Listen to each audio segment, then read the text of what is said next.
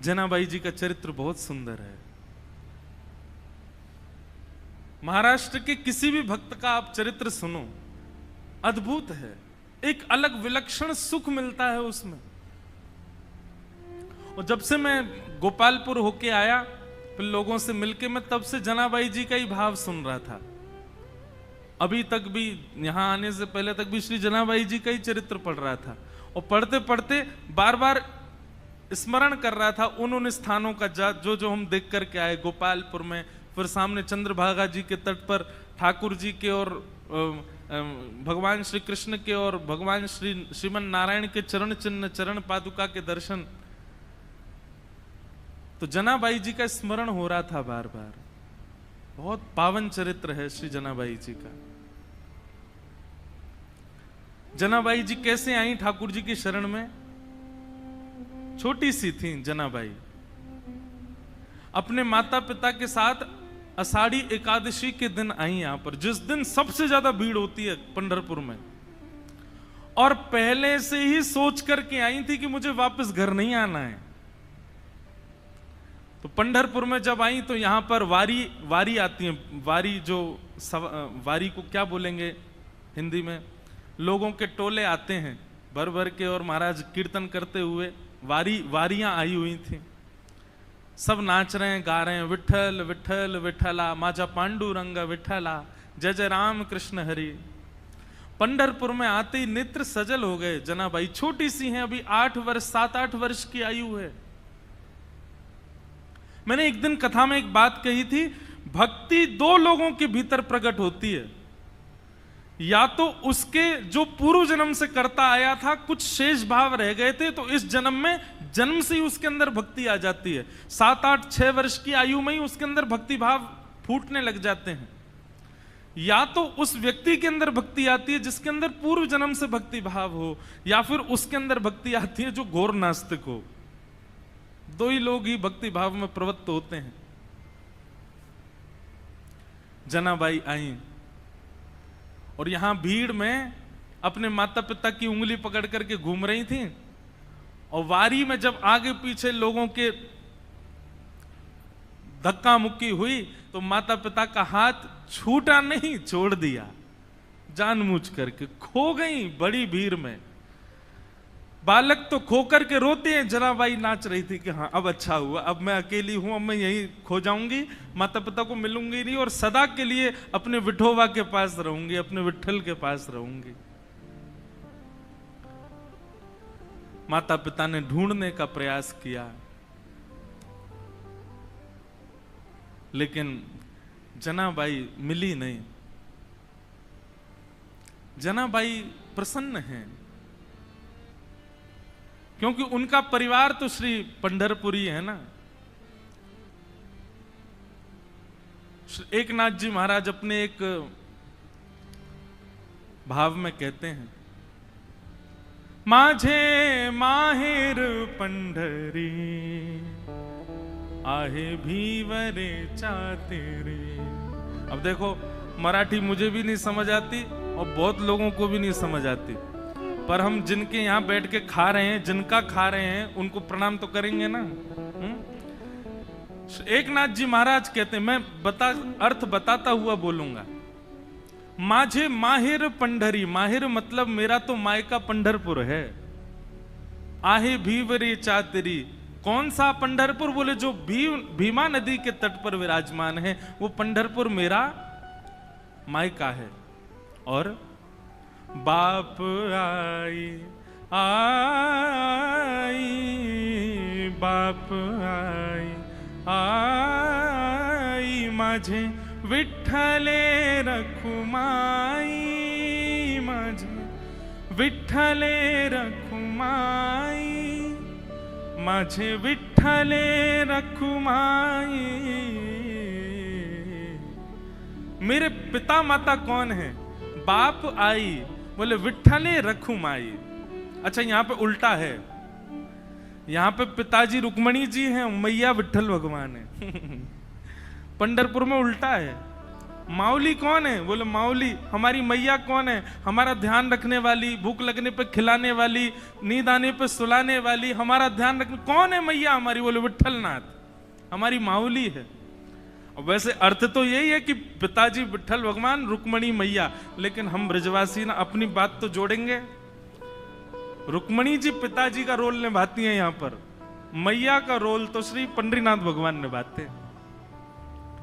बाप आई आई माझे विठ्ठले रखुमाई, माझे विठ्ठले रखुमाई, माहे माहेर पंढरी, माझे माहेर पंढरी, आहे भीवरे चातेरे, माझ बहन चंद्रभागा, माझ बहन चंद्रभागा। जो गाएगा उसकी बात सिद्ध होगी। अब मैं कह रहा हूं कि मेरे माता पिता विठ्ठल रखुमाई है तो मेरी बात सिद्ध हो रही है। आप चुपचाप बैठ के सुन रहे हो तो आपकी बात सिद्ध नहीं होगी। गाओ मेरे पीछे। माझ बहन चंद्रभागा, माझ बहन चंद्रभागा, करत से पाप भंग, करत से पाप भंग, माझ बहन चंद्रभागा, माझ बहन चंद्र। हमारी बहन कौन है? माता पिता तो विठ्ठल रखुमाई है और बहन हमारी कौन है? श्री चंद्रभागा, ये हमारी बहन है। इस बार पंढरपुर में संबंध बना जाओ ताकि बार बार विठ्ठल भगवान बुलाते रहें। बिना संबंध बनाए चलेगा। सुनो एक बात हमारी, ये भक्ति भाव के संबंध दुनिया में बनाओ, पर ये पारिवारिक संबंध तो पंढरपुर में बना के जाओ। ठाकुर जी से कह देना मैया हम जा रहे हैं, अपने अपने काम पे जा रहे हैं, पैसा कमाने जा रहे हैं, बढ़िया अपना व्यापार बड़ा करने जा रहे हैं। और जब पैसा बहुत कमा लेता है बेटा तो माँ खुश होती है ना, हे पंडरीनाथ आप खुश हो जाना। और आप अपनी खुशी कैसे बताना? हमको पंढरपुर बुला के बता देना कि आप बहुत खुश हो।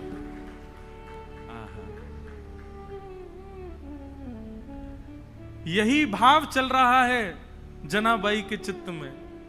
माता पिता बिछुड़ गए, मेला में छूट गए पीछे, लेकिन जनाबाई इस बात से दुखी नहीं है। बोले क्यों? बोले मेरे माता पिता तो विठ्ठल रखुमाई है, मेरी बहन तो चंद्रभागा है। ये सब संत महापुरुष जो उछल उछल करके राम कृष्ण हरि कीर्तन कर रहे हैं, ये सब मेरे भाई बंधु हैं, यही मेरा परिवार है, मैं अब इन्हीं के बीच में रहूंगी। जनाबाई बताओ बिछुड़ने पे प्रसन्न हो रही है, खो गई है मेले में, चंद्रभागा नदी के तट पर बैठी हैं। लेकिन एक दिन, 2 दिन, 3 दिन, 4 दिन बीत गए। बहुत भीड़ होने के कारण जनाबाई को ठाकुर जी का दर्शन नहीं हुआ। मंदिर में प्रवेश करती है लेकिन सुबह से रात हो जाती है, खड़े खड़े मंदिर में जा ही नहीं पा रही जनाबाई। तब चंद्रभागा के तट पर जाकर के बैठी हैं और जाकर के अपने हृदय पर हाथ रख के कह रही, अरे मेरे बिट्ठो वाह, अरे मेरे बिट्ठू राये कब मिलोगे? तुम्हारे लिए सब छोड़ करके आ गई मैं। मीराबाई का भाव है ना, भाई छोड़या बंधु छोड़या, छोड़या जग सोए, साधुअन संग बैठ बैठ, साधुअन संग बैठ बैठ, लोक लाज खोई रे, मेरे तो गिरधर गोपाल दूसरो न कोई, दूसरो न कोई। सब छोड़ दिया मैंने विठोबा आपके लिए, और आप हो भीतर बैठे हो बस ऐसे कमर पे हाथ धर के, मुझे दर्शन ही नहीं दे रहे हो। बंधुओं, धाम की कृपा का अनुभव करना हो ना, तो धाम में विराजमान जो छोटे छोटे तीर्थ हैं, जैसे अब पंढरपुर का मुख्य तीर्थ क्या है? पंडरीनाथ भगवान का मंदिर, लेकिन वहां तो सबकी भीड़ लगी है। सबको दर्शन हो जाए सुलभ नहीं। तो जब तक पंडरीनाथ भगवान दर्शन नहीं दे रहे, ये आसपास छोटे छोटे तीर्थ जो हैं यहां जा जा करके दर्शन करो। चंद्रभागा जी से प्रणाम करो, गोपालपुर में जाकर के प्रणाम करो, और बाहर पंडरीनाथ भगवान के मंदिर के सामने नीचे चंद्रभागा जी के तट पर पुंडलीक का स्थान है, वहां प्रणाम करो। ये विष्णुपदी जाकर के प्रणाम करो। पंढरपुर की 2-2.5 किलोमीटर की परिक्रमा, वो परिक्रमा कर प्रदक्षिणा करके प्रणाम करो। ये छोटे तीर्थों से प्रणाम करके कहो कि आप पंडरीनाथ जी को कहो ना कि हमको दर्शन दें। मूल और वास्तविक दर्शन की विधा तो यही है। ये छोटे तीर्थ इसीलिए बनाए कि भाई इनको रिझाओ, तो ये अप्रोच लगाएंगे ऊपर की भाई इसको दर्शन दो, तब आपको दर्शन होगा ठाकुर जी का। अब हम तो ज्यादा ही बड़े लोग बन गए ना, वीवीआईपी घुस जाते हैं भीतर, लेकिन मूल उद्देश्य, मूल तरीका तो यही होना चाहिए। छोटे छोटे तीर्थों में जाकर के वंदन करो, उनकी कृपा से ठाकुर जी का दर्शन हो। हमारे वृंदावन में श्री यमुना जी से प्रार्थना करो, ब्रजवासियों से प्रार्थना करो, रज से प्रार्थना करो, तब बिहारी जी का दर्शन होगा। तो जनाबाई बैठी हैं और चंद्रभागा जी के तट पर बैठी बैठी रुदन कर रही हैं कि हे विठोबा कब मिलोगे, हे विठुराय कब मिलोगे। तभी उनके रुदन के स्वर को एक महापुरुष ने सुना, बहुत ध्यान से सुनो। और वो महापुरुष कौन है? श्री नामदेव जी के पिताजी। उन्होंने जब सुना तो कहा, लाली हम तुझे दर्शन कराएंगे, जब तक चल हमारे घर ही चल, वहां रह के कुछ खान पान करना, भोजन इत्यादि कर लेना, अच्छा सुख मिलेगा। जनाबाई उनके साथ चली गई घर। वहां पर नामदेव जी महाराज और बड़े बड़े कीर्तनकार कीर्तन कर रहे थे। कीर्तन में बढ़िया मृदंग बज रही है, कांसे बज रहे हैं, बालक सब वारकरी बालक जैसे कीर्तन करते हैं। अब ये सोचो कि नामदेव जी महाराज आदि के समय पर कीर्तन जो होता था उसकी एक बिंदु है ये, वो कीर्तन कैसा रहता होगा। एक जगह वर्णन आता है प्रसंग में, एक बार नामदेव जी का कीर्तन चल रहा था, तो कीर्तन की ध्वनि पंडरीनाथ भगवान को सुनाई देने लगी। तो पंडरीनाथ भगवान रुक्मणी जी से बोले सुनो मेरा मन नहीं लग रहा अब यहां पर। रुक्मणी जी बोली क्या करना है? बोले मैं जा रहा हूं कीर्तन में। बोले इतने लोग जो दर्शन के लिए आ रहे हैं ये? बोले अब इनको आप संभाल लो, लेकिन मुझे बहुत जोर से मन कर रहा है कीर्तन में जाने का, मुझसे रुका ही नहीं जा रहा, मैं जा रहा हूं नामदेव जी के कीर्तन में। रुक्मणी जी बोली आप जाइए, मुझे उसकी कोई परवाह नहीं, उसके लिए मना नहीं, लेकिन आप एक चीज देखिए, नामदेव जी नेत्र बंद करके गा रहे होंगे, वैष्णव उछल उछल करके नृत्य कर रहे होंगे, आप जैसे ही जाओगे पूरी जनता आपके पीछे पड़ जाएगी, कीर्तन में भंग हो जाएगा, आप जाकर के वहां कीर्तन में विक्षेप डाल दोगे। तो एक बार पंडरीनाथ जी रुक गए, बोले अच्छा हाँ सही कह रहे हो, फिर तो नहीं जाऊंगा मैं।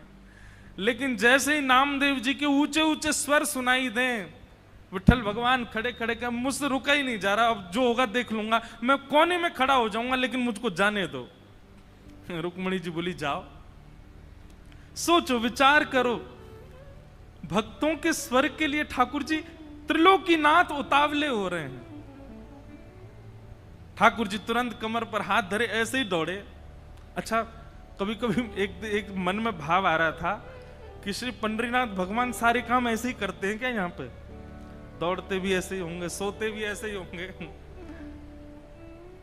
बैठते भी ऐसे ही होंगे, खाते तो होंगे ही नहीं दूसरों से कि तुम खिलाओ, हमारे तो हाथ यूं हैं। पंडरीनाथ भगवान पीतांबरी पहने, गले में सुंदर माला है और ये मुकुट धारण किए, मत्स्याकृत मछली के आकार के कुंडल, और दौड़ रहे हैं नामदेव जी के कीर्तन की ओर। असंख्य भीड़ लगी है। ठाकुर जी ने सोचा कहीं विघ्न ना आ जाए, तो बाहर खड़े हो गए, और जहां से केवल नामदेव जी की झलक दिख रही है, कीर्तन हो रहा है, सब नाच रहे हैं, वहीं से ठाकुर जी देख रहे हैं और देख करके वहीं झूम रहे हैं। इतना आनंद ठाकुर जी को आ रहा है। लेकिन झूमते झूमते झूमते झूमते ठाकुर जी को सुध बुध नहीं रही, और ठाकुर जी तो कोने से भीड़ में आ गए। अब जैसे ही ठाकुर जी आए, लोगों को कस्तूरी की सुगंधी आने लगी, बढ़िया, पीछे मुड़ मुड़ करके देखें साक्षात पंडरीनाथ भगवान खड़े हैं। अब तो महाराज नाचना गाना सब भूल गए, सब मार्ग देने लगे और ठाकुर जी नाचते नाचते भीतर प्रवेश कर रहे हैं। नाचते नाचते ये स्थिति हो गई, इतनी भीड़, कोई पांव छू रहा है, कोई हाथ छू रहा है, स्पर्श करते करते ठाकुर जी की पीतांबरी खींच ली किसी ने और ठाकुर जी के वस्त्र उतरने लगे, लेकिन ठाकुर जी नृत्य नहीं छोड़ रहे हैं, उछल उछल करके नाच रहे हैं। स्थिति ये हुई, आज हरि देखे नंगम नंगा, ठाकुर जी के सबरे वस्त्र खींच खींच के ले गए और ठाकुर जी निर्वस्त्र अवस्था में नृत्य कर रहे हैं नामदेव जी के कीर्तन। नामदेव जी के जब नेत्र खुले और सामने ठाकुर जी को देखा, नेत्र सजल हो गए। जय हो। कभी कभी संशय होता है नाथ, हम आपके भक्त हैं कि आप हमारे भक्त हो। अरे इतना उतावलापन, इतनी उत्सुकता तो किसी भक्त में नहीं होती, वो अपने वस्त्र का भान तो रखता है, आप तो कीर्तन में वस्त्रों का भी भान नहीं रखते नाथ। ऐसे हमारे श्री पंडरीनाथ पर बड़े दयालु ठाकुर जी। तो जनाबाई जैसे ही पहुंची नामदेव जी के घर, वहां नामदेव जी कीर्तन कर रहे थे, वैष्णव नाच रहे हैं, मृदंग लेकर के करताल बजा रहे हैं। तभी जनाबाई को क्या दिखा कि श्वेत श्वेत वस्त्र, श्वेत श्वेत टोपी पहने सब वार करी और इनके बीच में एक पीतांबरी पहने और गोल गोल गोल कोई घूम रहा है। जनाबाई 4 दिन से तो दर्शन हुए नहीं थे ठाकुर जी के। गौर से देखा तो महाराज, आहा, सुंदर ते ध्यान उभे विटवारी, सुंदर ते ध्यान उभे विटवारी, सुंदर ते। श्री तुकाराम जी कहते हैं, जिनका ध्यान इतना सुंदर है, विट्ठल पर जो वीट के ऊपर खड़े हैं, आहा, जैसे ही दर्शन किया जनाबाई के तो रोम रोम प्रफुल्लित हो गए, आनंदित हो गए। आहा, साक्षात पंडरीनाथ भगवान नृत्य कर रहे हैं नामदेव जी के कीर्तन में। जनाबाई तो वहीं बैठ गई। अब तो तुकाराम जी के नामदेव जी के पिताजी ने सबको बोला, ये लाली यहीं रहेगी हमारे घर पर और यहीं इसका खान पान, कोई इसको कुछ नहीं बोलेगा, ये जैसे चाहे वैसे रह सकती है। जनाबाई छोटी सी हैं, पूरे दिन केवल उनको एक ही प्रतीक्षा रहती थी, कब कीर्तन हो, कब विट्ठल आएंगे, मैं उनका दर्शन करूंगी। और किसी को दर्शन नहीं होते, जनाबाई को होते थे। नामदेव जी कीर्तन करते और जैसे ही विट्ठल आते, नामदेव जी जनाबाई उछलने लग जाती, विठोबा आ गए, विठोबा आ गए। सब जनाबाई को देखते, छोटी बालिका है ऐसा सोच करके अनसुना कर देते, लेकिन उनको तो प्रत्यक्ष दिखते थे ठाकुर जी। सब लोग दर्शन करने के लिए जाते थे, जनाबाई को कहते थे तुम चलो साथ में। जनाबाई कहती मुझे मंदिर जाने की जरूरत नहीं है। क्यों? बोले शाम को कीर्तन होता है ना, विट्ठल यहीं आते हैं, मैं यहीं देख लेती हूं उनको। ऐसे करते करते जनाबाई का प्रेम और एक जैसे मित्रता संबंध हो गया श्री ठाकुर जी के साथ में। पूरे दिन सेवा करती और सेवा करने के बाद शाम को बैठ करके ठाकुर जी का चिंतन करती, ठाकुर जी के लिए प्रसाद क्या बनाना है, क्या सिद्ध करना है, सब विचार करती जनाबाई। ठाकुर जी इतने भाव से बुलाती ठाकुर जी को, ठाकुर जी आते थे उनके पास। एक दिन की बात, नामदेव जी ने ऐसा सुंदर कीर्तन किया कि ठाकुर जी और दिन से ज्यादा अधिक नृत्य किए उस दिन। इतना नृत्य किया कि जनाबाई जैसे ही कीर्तन पूर्ण हुआ, जनाबाई रोने लगी। कोने में बैठे बैठे रो रही थी। सब लोग सोचने लगे क्या हो गया, पता नहीं छोटी सी बालिका रो रही है। नामदेव जी के पिताजी ने जाकर के कहा, बोले हे जनाबाई तुम रो क्यों रही हो? जनाबाई कहती हैं आज कीर्तन इतना सुंदर हुआ। बोले सुंदर कीर्तन में रोया जाता है? बोले नहीं, मैं इसलिए नहीं रो रही, आज कीर्तन इतना सुंदर हुआ कि पंडरीनाथ आए, विठोबा आए और इतना नृत्य किया, इतना नृत्य किया, मुझे तो मन में पीड़ा हो रही है। वो पूरे दिन खड़े रहते हैं, इतना नृत्य करके गए, कहीं उनके पांव दर्द तो नहीं कर रहे होंगे, कोई उनके पांव दबा रहा होगा कि नहीं। मुझे तो उस बात की बड़ी पीड़ा होती है। आप नामदेव जी से कह देना वो इतना ज्यादा अच्छा कीर्तन ना किया करें, सामान्य कीर्तन किया करें। वो अच्छा कीर्तन करते हैं तो श्री ठाकुर जी उसमें बहुत नाचते हैं, उनको कहीं पीड़ा ना होती हो चरणों में। बंधुओं, ये सब भाव ठाकुर जी आपके जब से प्रसन्न होते हैं तब से प्रसन्न होते हैं, नियमों से प्रसन्न होते हैं, आपकी विचारधारा भावनाओं सबसे प्रसन्न होते हैं। पर जब ऐसी भावनात्मक बुद्धि आपकी हो जाती है, आप छोटे छोटे भावों में भी चिंतन करने लगते हो, तब ठाकुर जी अति प्रसन्न होते हैं। हमारे गोवर्धन के श्री पंडित गया प्रसाद जी महाराज, अभी की बात 20-25 वर्ष पहले गिरिराज जी में झाड़ू लगाते थे।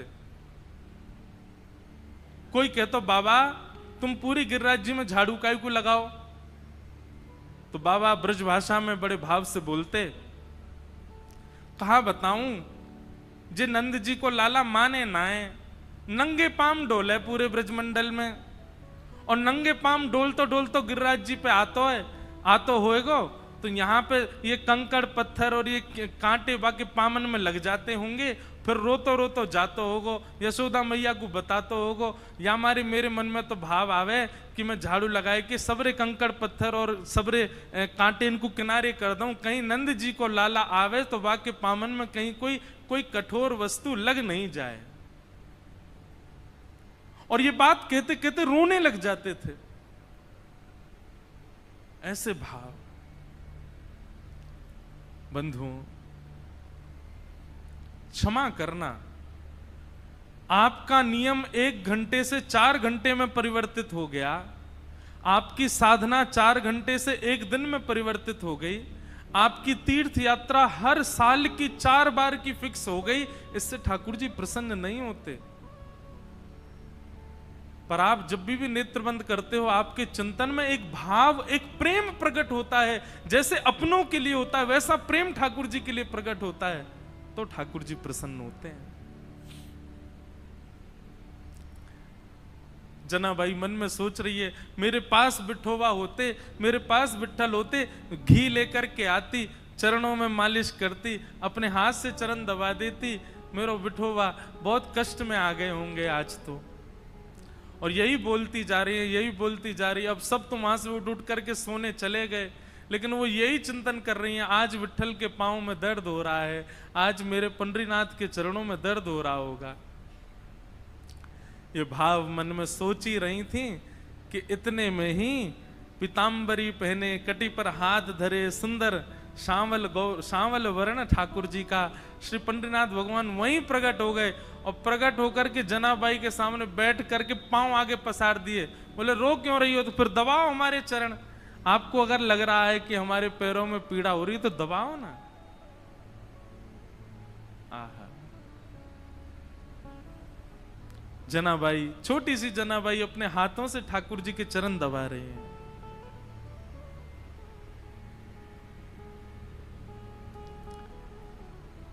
चरण दबाती जा रही हैं और मुखमंडल के रूप को देखती जा रही हैं, कैसा स्वरूप है श्री ठाकुर जी का। अब छोटी सी बालिका, और क्या कोई वेद मंत्र तो आते नहीं उनको, कोई शास्त्रों की बात तो आती नहीं, ठाकुर जी से पूछें। पैर दबाते दबाते जनाबाई पूछ रही है, भोजन किया आपने? ठाकुर जी बोले हाँ किया। तो क्या पाया? बता दिया जो भी बनता है। अब मंदिर में जो भी बनता, मुझे तो पता नहीं क्या बनाते हैं, मंदिर में जो भी बनता ठाकुर जी बताए, बोले इसकी सब्जी बनी थी, जे चावल बने थे, रोटी बनी थी और पूरन पोली बनी थी, और यही बनती महाराष्ट्र में। और क्या बनता है? पूरन पोली है। और क्या बनता है? अब हमको कोई बना के खिला ही नहीं रहा तो हमको पता कैसे चले। हम तो अपने महाराज संग लेके आए, बेचारे वो रोज दाल चावल रोटी सब्जी बना देते, वही पाले रहे हैं। ठाकुर जी ने बताया, बोले पूरन पोली बनी, ये सब्जी बनी, चावल बने, ये सब पाया मैंने। जनाबाई पैर दबाते दबाते, अच्छा कल क्या पाया था? ठाकुर जी बोले यही पाया था। बोले जो आज पाया वही कल पाया? बोले हाँ यही पाया था। अच्छा तो परसों क्या पाया? ठाकुर जी बोले परसों भी यही पाया था। और 4 दिन पहले क्या पाया था? ठाकुर जी बोले यही बनता है, ये लोग मुझको यही देते हैं और कुछ नहीं देते, इनका फिक्स है, ये वही बनाते हैं वही खिलाते हैं मेरे को। इनका मंदिरों में नियम थोड़ी बदलता है, जो सब्जी है, जो दाल है, जो वही बनता है, रोज वही खिलाते ठाकुर जी को। जनाबाई बोली आप रोज रोज एक ही भाव खाते हो, मन नहीं भरता आपका? ठाकुर जी बोले भरता तो है, पर ठीक है कोई बात नहीं, भाव से बनाते हैं तो पाता हूं। जनाबाई बोली मैं कुछ नया बना के पवाऊं तो? ठाकुर जी बोले तुम बनाओगी? बोले अभी बना के लाऊं, आप बस बैठो मैं लेके आती हूं। जनाबाई रात में ही गई महाराज, सुंदर रसोई सिद्ध करी, सुंदर नए नए पकवान बनाए, नई नई सामग्री बनाई और सामग्री बना के थाल में सजा। आधी रात सब सोए हैं पंढरपुर में, और वहां गोपालपुर के ऊपर के स्थान आज हम गए थे तो वहीं के चिंतन आ रहा है। वहां ठाकुर जी बैठे हैं, ठंडी ठंडी हवा चल रही है, और जनाबाई ने लाके थाली सामने रख दी। ठाकुर जी को कहा पाओ। ठाकुर जी पा रहे हैं प्रेम से, और बड़ा सिर हिला हिला करके, चटकारे मार मार करके पा रहे हैं। बोले आहा आज तो नया नया भोजन मिला है। हाँ जनाबाई तेने तो आज आनंद कर दिया, इतना सुंदर भोजन बनाया। बीच बीच में ठाकुर जी इतनी जल्दी खाते हैं कि अपने वस्त्रों पर गिरा देते हैं। तो जनाबाई कहती है अरे आराम से खाओ, कहाँ जाना है? बोले तुमको क्या पता, अभी 3:30 बजे मंगला आरती होनी है, मुझे पहुंचना है अभी वहां पर। ठाकुर जी प्रेम से पा रहे हैं। बीच बीच में जनाबाई का इच्छा होती, मन होती है कि मैं खिला दूं एक ग्रास, लेकिन अभी भय लग रहा है मन में कि कहीं मैंने कहीं हाथ बढ़ा दिया तो कहीं ठाकुर जी नाराज तो नहीं हो जाएंगे। ठाकुर जी ने प्रसाद पाया, बोले जनाबाई कल फिर आऊंगा, बढ़िया बना के रखना कुछ अच्छा, फिर पाऊंगा कल, अभी जाता हूं, हाँ मंगला की समय हो गई। ठाकुर जी दौड़े आए सीधे, महाराज घंटे घड़ियाल बजने लगे और मंगला आरती शुरू। 3:30-4 बजे से ही ठाकुर जी का अभिषेक होने लगा। 1 दिन 2 दिन 3 दिन 4 दिन 5 दिन बीत गए। रोज ठाकुर जी रात में चले जाते हैं और प्रसाद पाके आते हैं। रुक्मणी जी आई एक दिन मंदिर में, और यहां बस शयन की तैयारी हो रही थी। रुक्मणी जी आकर के बोली, वो भी ऐसी खड़ी हैं, ऐसी बोली होंगी, कहां जाते हो आप रात को? ये इतनी रात को कहां जाते हो आप, सही सही बताना। ठाकुर जी बोले गोपालपुर जाता हूं, वहां पर एक मेरी भक्त है जनाबाई, ये मंदिर में तो रोज एक सा ही बना देते हैं, वहां पे बड़ा नया नया बनाती है, वो खाने में बहुत सुख मिलता है, वहां जाता हूं भोजन करने। रुक्मणी जी बोली अच्छा इतना अच्छा भोजन बनता है कि रोज जाते हो? बोले हाँ वो बड़े भाव से बनाती है। रुक्मणी जी बोली हमको भी ले चलो, हमको भी खिला लाओ। ठाकुर जी बोले लेके चलूंगा लेकिन खिलाऊंगा नहीं, खाऊंगा तो अकेला मैं। वो छोटी सी है, छोटे छोटे उसके हाथ हैं, वो छोटे छोटे हाथ से थोड़ी सी दाल बनाती है, थोड़ी सी सब्जी बनाती है, एक ही पूरन पूली बना पाती है बेचारी। और तुम चलोगी तुम्हारा भी पेट मेरा भी पेट, उसको बहुत श्रम हो जाएगा, उसको इतना नहीं बनवाना भोजन। चलो साथ में लेकिन दूर खड़ी रहना, देखती रहना, और बीच में भी मत आना, वो सहजता उसकी खत्म हो जाएगी, वो तुमको देख के फिर बनावटी बात करेगी। रुक्मणी जी बोली ले चलो, कुछ खिलाना नहीं, नहीं आऊंगी बीच में, लेकिन ले तो चलो, मैं भी तो देखूं ऐसा क्या, ऐसा उसका क्या भाग्य कि पंडरीनाथ रात में जाते हैं। रुक्मणी जी गई हैं, दूर खड़ी देख रही हैं, जनाबाई थाल लेकर के आई है, ठाकुर जी प्रेम से पा रहे हैं। ठाकुर जी पाते, आज ही जनाबाई के मन में आया, बोले आज तो मैं अपने हाथ से खिला के मानूंगी, रोज तो ये मैं डर के मारे नहीं खिला पाती। ठाकुर जी जेम रहे थे बढ़िया प्रेम से, और चटकारे अपनी उंगलियां चाट चाट करके, बढ़िया, आहा बहुत अच्छा बना है। दूर खड़ी रुक्मणी जी के नेत्र सजल हो रहे हैं। ये सौभाग्य तो मुझे भी नहीं मिला कभी, जैसा सौभाग्य जनाबाई को दे रहे हैं। बीच में जनाबाई के मन में भाव आया, आज तो मुझे खिलाना ही है। तभी एक सामग्री उठाकर जनाबाई कहती, बिठोबा ये तो पाओ। और ऐसे खाने में तल्लीन थे ठाकुर जी। ठाकुर जी ने भी विचार नहीं किया, ठाकुर जी ने भी मुख खोल दिया, हाँ खिलाओ। और जनाबाई ने जैसे ही अपना मुख अपने हस्त कमल से सामग्री ठाकुर जी के मुख में दी है, जनाबाई का हाथ वहीं रुक गया, ठाकुर जी का मुख वहीं रुक गया, दोनों के नेत्र सजल। और दूर खड़ी रुक्मणी जी भी कह रहे हैं, धन्य है जनाबाई, धन्य है, इनका सौभाग्य देखो, ठाकुर जी साक्षात इनके हाथों से पा रहे हैं।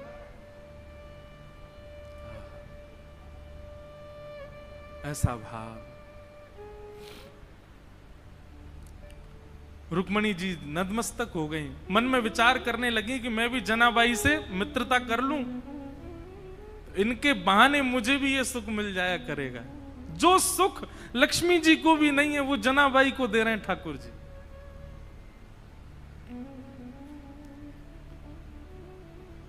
ठाकुर जी नित्य जाते हैं, रात भर जनाबाई के पास रहते हैं और कुछ नहीं करते। जनाबाई अपना काम करती रहती है, ठाकुर जी बैठे बैठे देखते रहते हैं।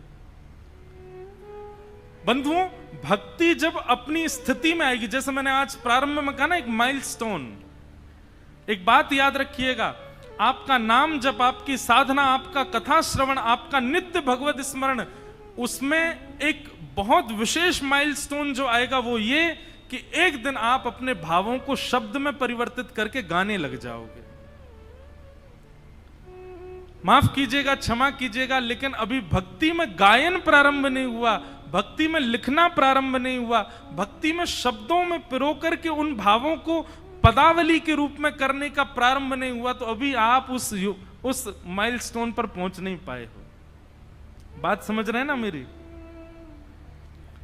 आपके भक्ति भाव शब्द में परिवर्तित होने लग जाएं, आपका मन हो मैं लिखूं, मैं गाऊं, मैं सुनाऊं, तब समझो कि हां अब एक सीमा पर आप पहुंच गए हो, ठाकुर जी के समीप बस पहुंचने ही वाले हो। हम एक बात कथा में कहते हैं, जिसने भी पाया गा करके ही पाया, बिना गाए किसी ने नहीं पाया।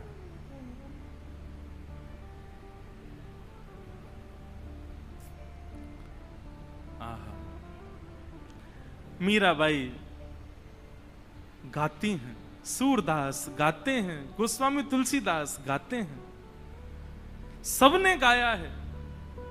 आपका भजन, आपकी साधना जब तक गायन में परिवर्तित ना हो, समझना अभी ठाकुर जी दूर हैं आपसे।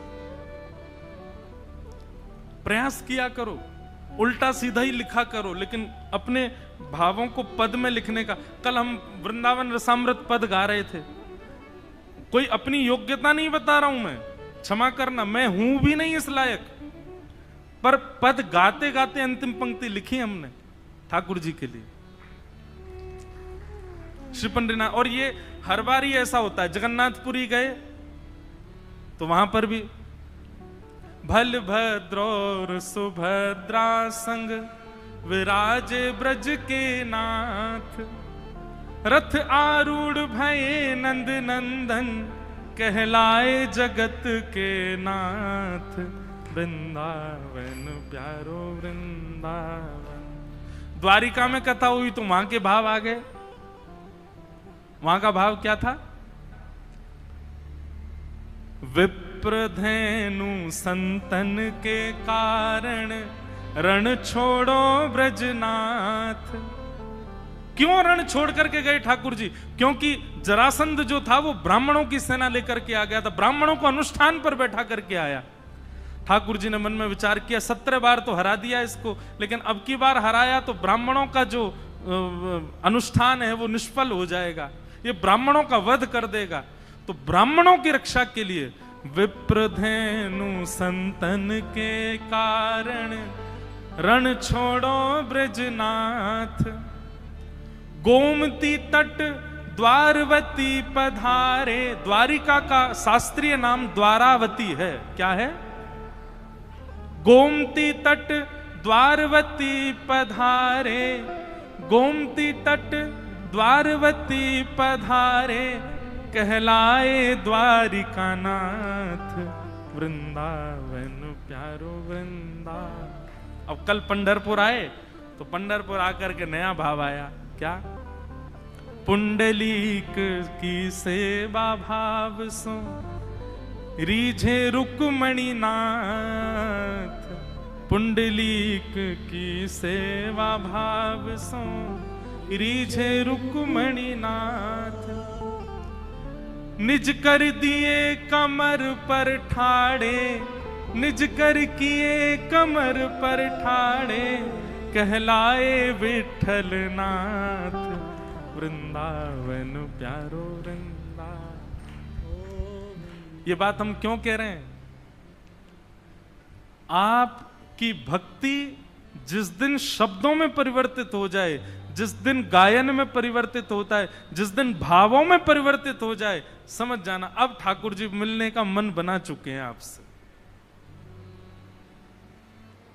जनाबाई की यही स्थिति हो गई है। पूरे दिन तो नामदेव जी के घर में सब काम करती हैं, झाड़ू पोंछा बर्तन खान पान सबकी सेवा करती हैं, और रात्रि में चक्की पीसती हैं। और चक्की की जो घर घर घर आवाज आती है, उस घर घर घर आवाज को ही ताल बना करके जनाबाई पद गाती हैं। पद, अब मुझे जनाबाई का कोई पद याद नहीं। मैं पंढरपुर में इसीलिए पीछे रह जाता हूँ, मुझे यहाँ के भाषा का दिक्कत हो जाती है। मराठी भाषा है, और कैसे गाऊं, भाव जब तक समझ नहीं आए। आज 2 बालिकाएं हैं, वो इतना सुंदर गाती हैं, रोज ठाकुर जी को आके सुनाती हैं। और मैं उनसे सुनता तो हूं, फिर मैं पूछता हूं इसका अर्थ क्या है, फिर अर्थ सोच करके सोचता हूं अब मैं गाऊंगा, लेकिन वो शब्द मुझे नहीं बैठ पाते बढ़िया से जुबान पे। तो जनाबाई पद गा रही थी आज, और महाराज ध्यान से सुनिएगा सब लोग, जनाबाई पद गा रही थी और इतने में ठाकुर जी आ गए। और ठाकुर जी आकर के मानो पीछे खंबे से टेक लगा करके और नेत्र बंद करके बड़े भाव से सुन रहे हैं जनाबाई के भाव। और केवल इतना ही नहीं, ठाकुर जी ने तुरंत कलम निकाली और पत्र निकाला, लिखने लगे जनाबाई के भावों को। बताओ, दुनिया गाती है, आप लिखते हो, जनाबाई गा रही है, ठाकुर जी लिख रहे हैं उसके पदों को। कितना सुंदर भाव।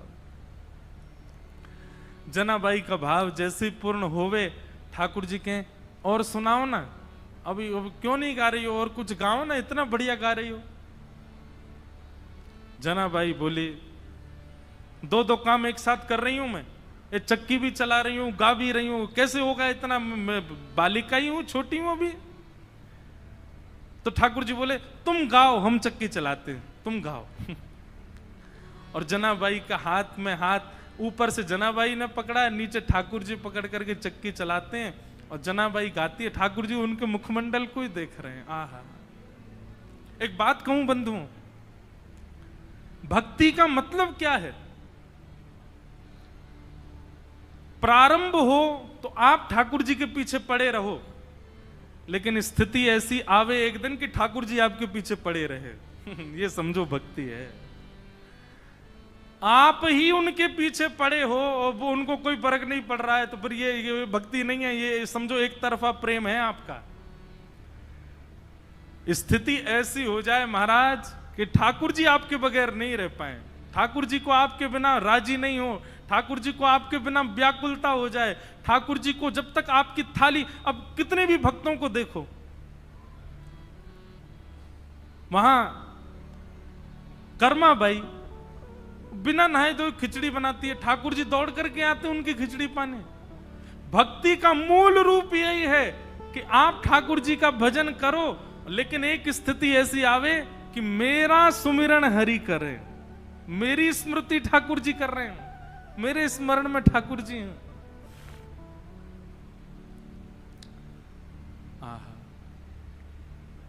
जनाबाई के भाव इतने प्रिय लगने लगे। ठाकुर जी कहें तेरे काम मैं करूं, तू बस गाती रहे। ठाकुर जी चक्की चलाते हैं वहां बैठे बैठे।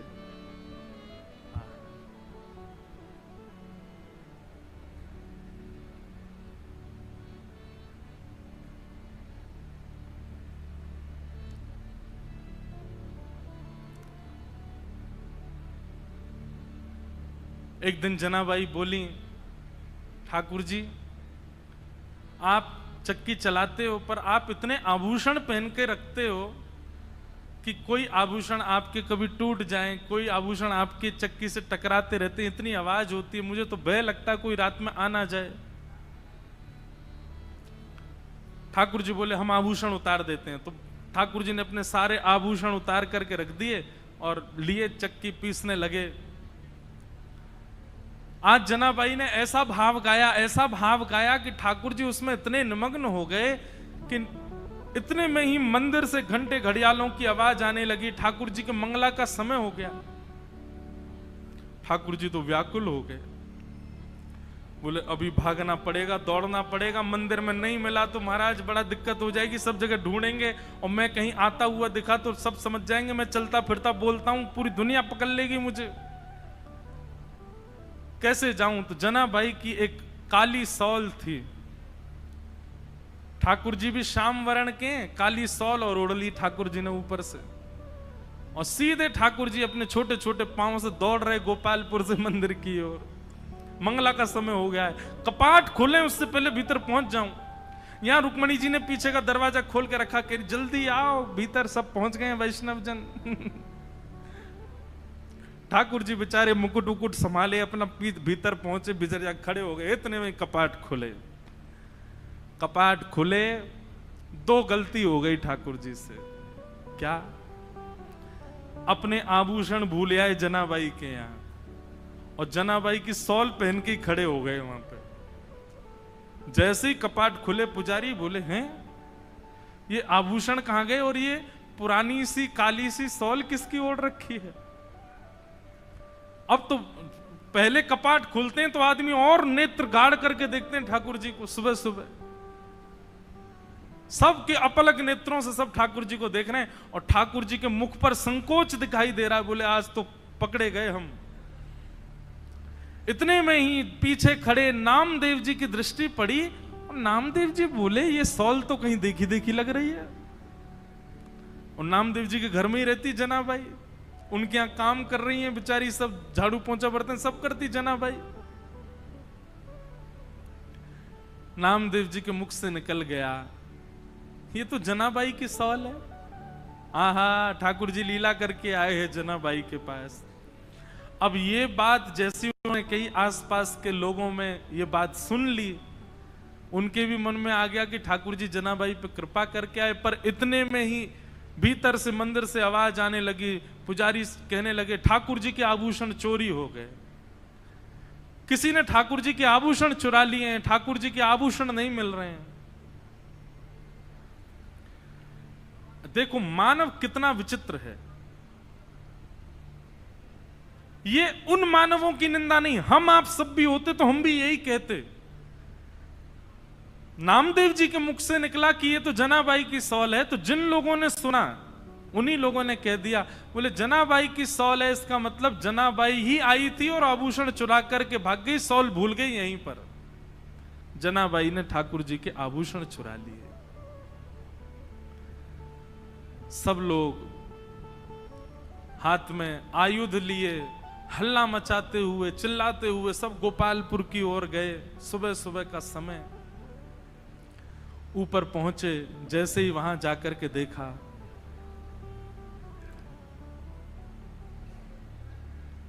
जनाबाई कहां है, बाहर आओ। जनाबाई निकल करके आई, क्या बात है, क्यों चिल्ला रहे हैं आप लोग? बोले तुमने ठाकुर जी के आभूषण चुराए। जनाबाई बोली मैं क्यों चुराऊंगी आभूषण। बोले तलाशी दिलाओ। जैसे ही जनाबाई के स्थान को देखने लगे, वहीं ठाकुर जी के आभूषण मिल गए। बंधुओं,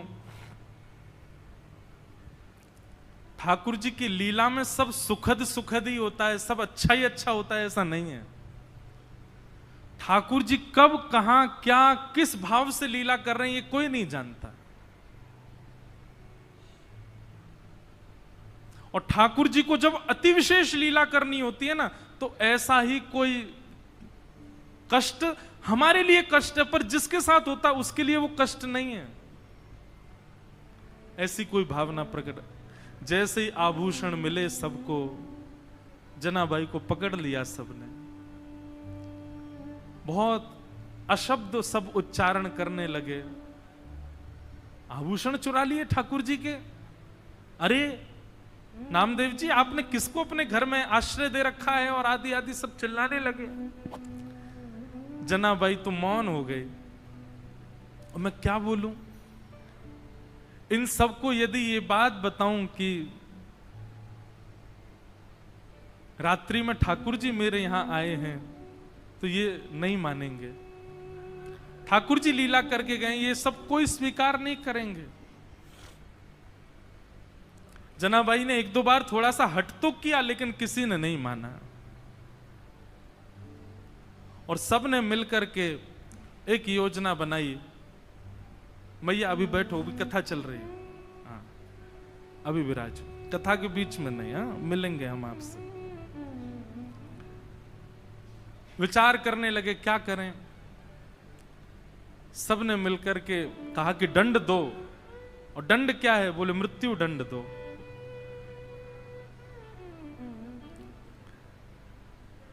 नामदेव जी मनी मन समझ गए कि ठाकुर जी अब जनाबाई को अपने अंतरंग लीला में प्रवेश देना चाह रहे हैं, इसीलिए लीला चल रही है। समाज के लोग उनके भाव को नहीं समझ पा रहे थे। ये संसार का एक नियम है कि जब मूल व्यक्ति हमारे सन्मुख होता है, तब हम उसके भाव को नहीं समझ पाते। आज उन्हीं जनाबाई को पूरा विश्व पूज रहा है। पंढरपुर आने वाला हर वैष्णव प्रणाम कर रहा है। एक सूली लगा दी गई, जनाबाई को खड़ा कर दिया उसमें, परंतु श्री पंडरीनाथ भगवान ऐसा होने तो नहीं देते। देखते ही देखते जो सूली बनाई गई थी वो जल के आकृति में परिवर्तित हो गई और श्री जनाबाई ठाकुर जी में ही विलीन हो गए। ठाकुर जी में ही उनका समावेश हो गया। सब ढूंढने लगे, खोजने लगे, जनाबाई कहां है, जनाबाई कहां है। कई लोगों को आत्मग्लानि होने लगी, अपने आप को कोसने लगे, हमने क्या किया? एक परम भक्ता वैष्णवी जनाबाई के साथ ऐसा किया। पर अब कहां जनाबाई मिलने वाली हैं? वो तो श्री विट्ठल के साथ में है, विट्ठल के अंतरंग भाव में प्रवेश कर गए। ऐसी भक्तिमती जनाबाई, जिनके साथ इतनी लीला, इतनी कृपा श्री पंडरीनाथ भगवान ने की। उनके हाथ का बना हुआ प्रसाद पाते हैं, उनके हाथ के बने हुए सुंदर प्रसाद को उनके हाथ से पाते हैं। वो गाती हैं और पंडरीनाथ भगवान लिखते हैं। वो गाती हैं और पंडरीनाथ भगवान नृत्य करते हैं। ऐसी सी जनाबाई, उनको हम बारंबार वंदन करते हैं।